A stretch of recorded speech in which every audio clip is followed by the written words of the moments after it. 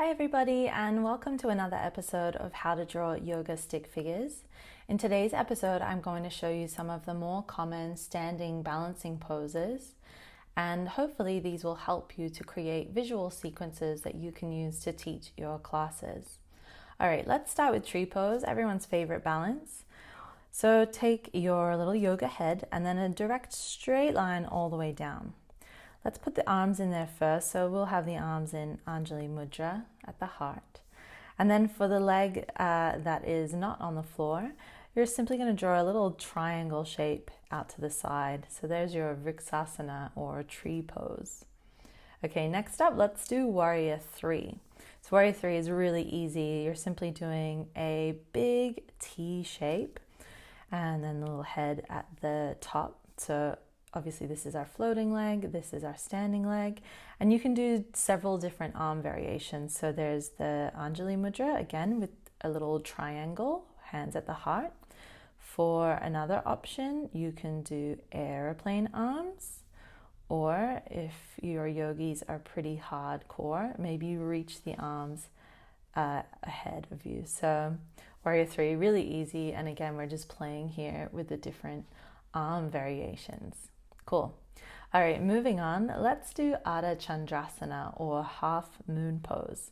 So for half moon, it's really similar to Warrior 3 in that we start with our T shape. So our T with the head on top. And then this time we're simply drawing another long straight line for the arms. So this yogi's got pretty long arms. If you know that you're going to use a block and that helps you to sort of remember to do it in your class, sometimes it's nice to draw that baby in there. Don't forget his head. There we go. So Ardha Chandrasana with or without the block. And then one of the fun little build-ons from this pose that you might guide your yogis into is Chapasana, which is with a bent leg. So without doing this floating leg back here, let's just start with the base shape. So we've got the standing leg, the torso, and the arm. Let's pop the head in there too. And then to grab a hold of the floating leg, we need it to be bent. So from that torso and leg point, we're going to draw a diagonal line out to the side and then back in. So there's our bent leg, bent knee, and then our opposite hand reaches for the foot. So there's your Chapasana. Similarly to this kind of shape is Natarajanasana or dancer's pose. So let me show you how I draw that. Let's start with that floating leg first. So very similar, we kind of draw this like arrow pointing backwards. And then where that ends, we're going to draw the balancing leg. And then the torso for dancers, I like to draw slightly up since we want a nice open heart. Don't forget that head. And then your arm is reaching for the foot, so very similarly to our Chapasana.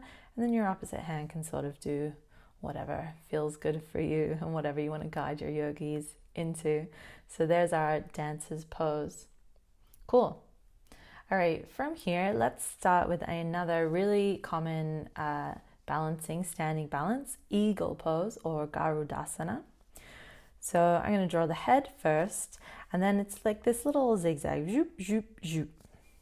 Right, so we've got torso, upper leg, and lower leg.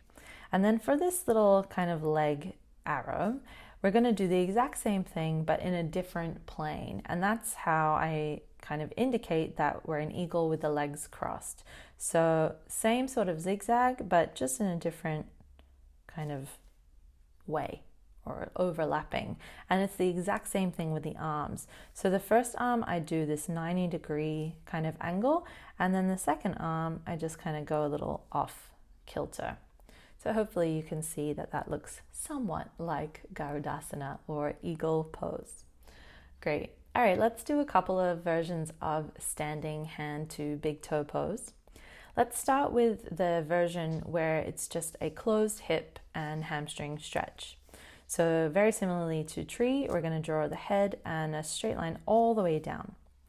And then we've got our leg nice and straight and open, and then the hand is coming to reach for the big toe.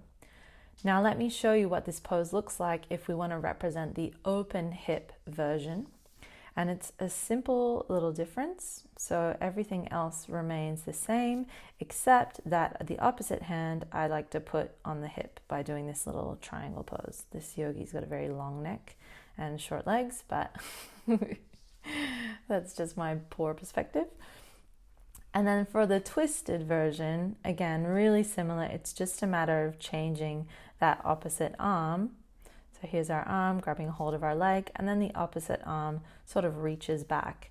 And hopefully you can see by that indication, even with my long neck giraffe yogi, that this yogi looks more like they're just facing forward and grabbing hold of the foot. This yogi looks like they're open and facing towards the outside of their mat, or the long edge of their mat, maybe, depending on how you're teaching this one. And then this yogi, you're just going to know that they're in a twist based on where that pose comes in your vinyasa or hatha class. Okay, and then finally, one of my favorite balances, I love to teach this in my classes. I'm going to show you how I draw standing splits. So I start with the top leg, which I start up high and come down on a very slight diagonal, and then the standing leg is straight down, vertical line. At that hinge point is where the torso comes in, draw the head, and then the hands reaching down to the floor. And that's how I draw a little standing split yogi. All right, everyone, I hope that this little instruction has been informative for you. If you have any requests of yoga stick figures that you would like to see drawn out, please hit me up in the comments, and don't forget to subscribe. Have a good one.